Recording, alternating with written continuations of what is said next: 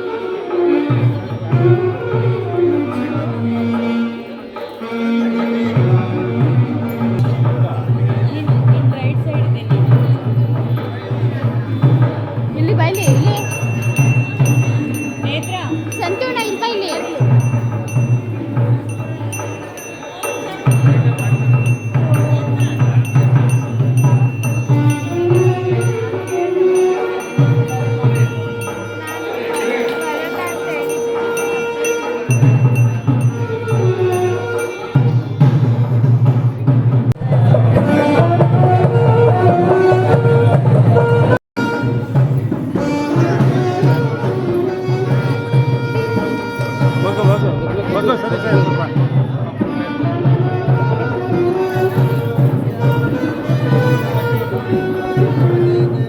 Time ಆಯ್ತು ಮಾಡ್ಬಿಡಿ ಇದು ನಗೋದು ಸಮಾಧಾನ ಇಲ್ಲ ಇದು ಟೈಮ್ ಇದೆ ಟೈಮ್ ಆಯ್ತು ಮಗನ ಸರಿ ಕರೆಕ್ಟ್ ಟೈಮು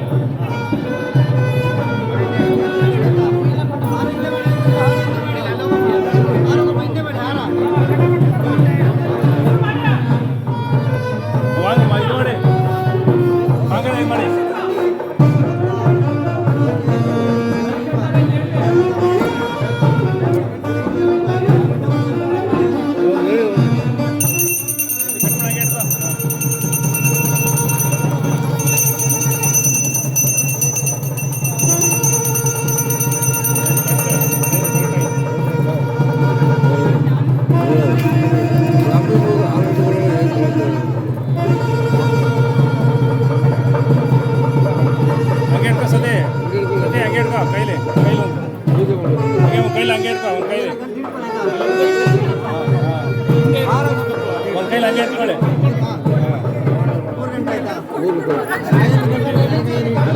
ಟೈಮ್ ಆಯ್ತು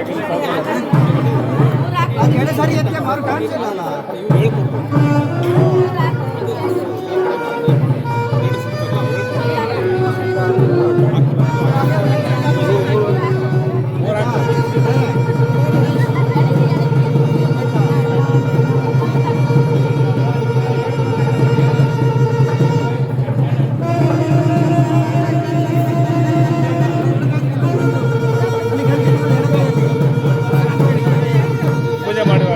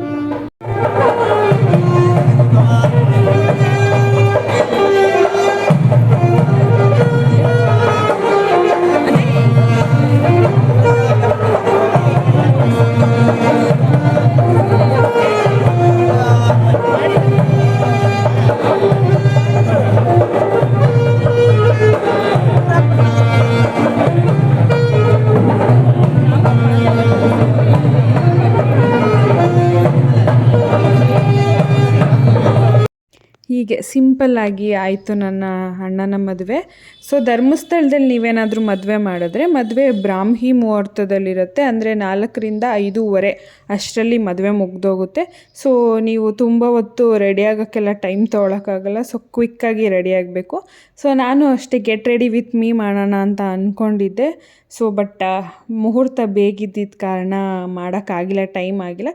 ಸೊ ನಿಮ್ಗೆ ಯಾರಿಗೂ ಇಂಟ್ರೆಸ್ಟ್ ಇದ್ದರೆ ಹೇಳಿ, ನಾನು ನೆಕ್ಸ್ಟ್ ಕಮ್ಮಿಂಗ್ ವೀಡಿಯೋಸಲ್ಲಿ ರೀಕ್ರಿಯೇಟ್ ಮಾಡಿ ಹಾಕ್ತೀನಿ.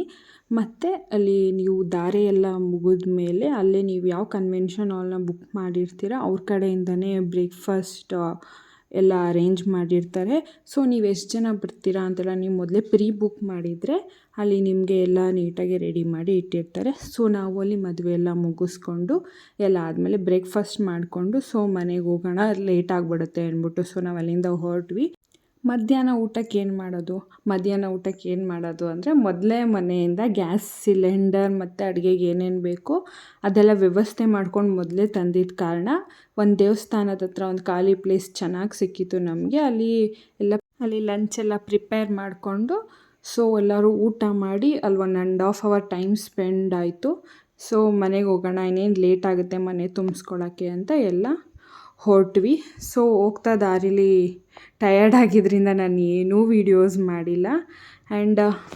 ಮತ್ತು ನಾನು ಈ ವಿಡಿಯೋಸ್ ಮುಖಾಂತರ ಧರ್ಮಸ್ಥಳದಲ್ಲಿ ಹೇಗೆ ಮದುವೆ ಆಗುತ್ತೆ ಅಂತ ನನಗೆ ಎಷ್ಟು ಗೊತ್ತಿತ್ತೋ ಅಷ್ಟು ಇನ್ಫಾರ್ಮೇಷನ್ನ ಕೊಡೋಕ್ಕೆ ಟ್ರೈ ಮಾಡಿದ್ದೀನಿ. ಆ್ಯಂಡ್ ತುಂಬ ಇನ್ಫಾರ್ಮೇಷನ್ ನನಗೂ ಅಷ್ಟು ಗೊತ್ತಿಲ್ಲ, ಯಾಕಂದರೆ ಇದು ಮದುವೆ ಹುಡುಗಿ ಮನೆಯವರು ಅಲ್ಲಿ ಎಲ್ಲ ಫಿಕ್ಸ್ ಮಾಡಿದ್ದು ಒಪ್ಸಿದ್ದು ಹೋಗಿ. ಸೊ ನಂಗೆ ಎಷ್ಟು ಇನ್ಫಾರ್ಮೇಷನ್ ಗೊತ್ತಿತ್ತು ಅಷ್ಟು ಈ ವಿಡಿಯೋ ಮುಖಾಂತರ ನಿಮಗೆ ತಿಳಿಸೋಕ್ಕೆ ಟ್ರೈ ಮಾಡಿದ್ದೀನಿ. ಇವಾಗ ಫೈನಲಿ ಮನೆ ರೀಚ್ ಆದ್ವಿ. ಮನೆ ರೀಚ್ ಆದಮೇಲೆ ಹುಡುಗಿಗೆ ಕಾಲು ತೊಳೆದು ಆರತಿ ತೆಗೆದು ಮನೆ ತುಂಬಿಸ್ಕೊಂಡೆಲ್ಲ ಆದಮೇಲೆ ಬಂದಿದ್ದ ರಿಲೇಟಿವ್ಸ್ ಎಲ್ಲ ಒಬ್ಬೊಬ್ಬರೇ ಖಾಲಿ ಆಗ್ತಾಯಿದ್ರು. ತುಂಬಿದ ಮನೆ ಒಂಥರ ಖಾಲಿ ಹೊಡಿತಾಯಿತ್ತು. ಸೊ ನೆಕ್ಸ್ಟು ನಮಗೂ ಹೊರಡೋ ಟೈಮ್ ಬಂದಿತ್ತು, ನಾವು ಹೊರಡಬೇಕಿತ್ತು, ನಮಗೂ ಬೇರೆ ಬೇರೆ ಕೆಲಸ ಇತ್ತು ನೆಕ್ಸ್ಟ್ ಡೇಯಿಂದ. ಸೊ ನಾವು ಎಲ್ಲ ಫಂಕ್ಷನ್ ಮುಗಿಸಿ ಹೊರಟ್ವಿ. ಮದುವೆ ಒಂಥರ ಚೆನ್ನಾಗಿತ್ತು, ಸಿಂಪಲ್ ಆಗಿತ್ತು ಆದರೂ ಚೆನ್ನಾಗಿತ್ತು. ಸೊ ನಾವೆಲ್ಲರೂ ತುಂಬ ಎಂಜಾಯ್ ಮಾಡಿದ್ವಿ. ಆಫ್ಟರ್ ಸೋ ಮೆನಿ ಡೇಸ್ ನನ್ನ ಫ್ಯಾಮಿಲಿ ಜೊತೆ ಸೇರಿ ಎಂಜಾಯ್ ಮಾಡಿದ್ದು. 3 ದಿವಸ ಹೆಂಗೆ ಹೋಯ್ತು ಅಂತಲೂ ಗೊತ್ತಾಗಿಲ್ಲ. ಮತ್ತು ನಾನು ಈ ಮದುವೆ ಸೀರೀಸ್ದು ಹಳದಿ ಶಾಸ್ತ್ರ, ಚಪ್ರ ಶಾಸ್ತ್ರ ಮತ್ತು ನಾವು ಧರ್ಮಸ್ಥಳ ಟ್ರಾವೆಲ್ ಮಾಡಿ ರೀಚ್ ಆಗಿದ್ದು ವ್ಲಾಗೆಲ್ಲ ನಾನು ನನ್ನ ಚಾನಲಲ್ಲಿ ಅಪ್ಲೋಡ್ ಮಾಡಿದ್ದೀನಿ, ಯೂಟ್ಯೂಬ್ ಚಾನಲಲ್ಲಿ. ಸೊ ನಿಮ್ಗೆ ಯಾರಿಗಾರು ಟೈಮ್ ಇದ್ದರೆ, ಇಂಟ್ರೆಸ್ಟ್ ಇದ್ದರೆ ಹೋಗಿ ಒಂದ್ಸಲ ಚೆಕ್ ಮಾಡಿ. ಮತ್ತು ಈ ವಿಡಿಯೋಲಿ ಎಲ್ರೂ ಮಾತಾಡ್ಸೋಕ್ಕೆ ಚಾನ್ಸ್ ಸಿಕ್ಕಿಲ್ಲ ಮತ್ತು ಟೈಮು ಸಿಕ್ಕಿಲ್ಲ. ಸೊ ನಾನು ಕೂಡ ಜಾಸ್ತಿ ಮಾತಾಡೋಕ್ಕಾಗಿಲ್ಲ. ಸೊ ನೆಕ್ಸ್ಟು ಯಾವಾಗಾದರೂ ನಾವೆಲ್ಲ ಒಟ್ಟಿಗೆ ಸೇರಿದಾಗ ಎಲ್ಲರನ್ನೂ ಮಾತಾಡ್ಸೋಕ್ಕೆ ನಾನು ಟ್ರೈ ಮಾಡ್ತೀನಿ. ಸೊ ಈ ವಿಡಿಯೋಸ್ಗಳು ನಿಮಗೆ ಇಷ್ಟ ಆಗ್ತಾಯಿದ್ರೆ ಪ್ಲೀಸ್ ನನ್ನ ಚಾನಲ್ನ ಸಬ್ಸ್ಕ್ರೈಬ್ ಆಗಿ. ಆ್ಯಂಡ್ ಇನ್ನಷ್ಟು ಇನ್ಫಾರ್ಮೇಟಿವ್ ವಿಡಿಯೋಸ್ ಕೊಡೋಕ್ಕೆ ನಾನು ಟ್ರೈ ಮಾಡ್ತೀನಿ. ಸೊ ಲೈಕ್ ಮಾಡಿ, ಶೇರ್ ಮಾಡಿ, ಕಮೆಂಟ್ ಮಾಡಿ, ನಿಮ್ಮ ಫ್ಯಾಮಿಲಿ ಆ್ಯಂಡ್ ಫ್ರೆಂಡ್ಸ್ಗಳ ಜೊತೆ ಶೇರ್ ಮಾಡಿ. So thank you for watching this video.